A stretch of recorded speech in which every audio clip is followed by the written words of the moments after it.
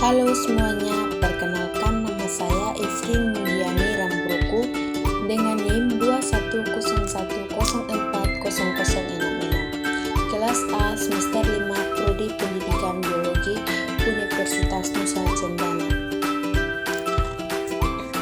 Kali ini kita akan belajar tentang uji validitas dan reliabilitas.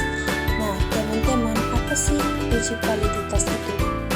Validitas berasal dari kata valid yang memiliki arti ketetapan dengan kecermatan. Valid atau sahih bila alat ukur itu benar-benar mengukur apa yang hendak diukur. Yang ketiga, contoh meteran digunakan untuk mengukur panjang, timbangan digunakan untuk mengukur berat, literan digunakan untuk mengukur volume.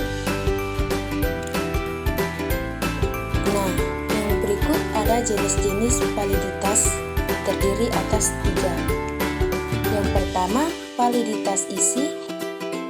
Validitas isi mengacu pada ketetapan pengukuran didasarkan pada isi.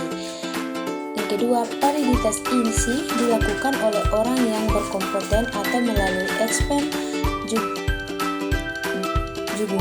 Pakar atau ahli tersebut akan menelaah kisi-kisi tes untuk memastikan bahwa soal-soal tes itu sudah mewakili atau mencerminkan keseluruhan konten atau materi.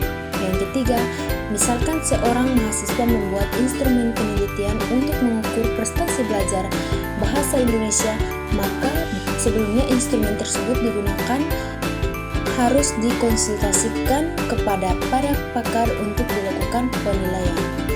Yang kedua, uji validitas konstruk. Validitas konstruk merupakan salah satu tipe validitas internasional untuk menunjukkan sejauh mana instrumen tersebut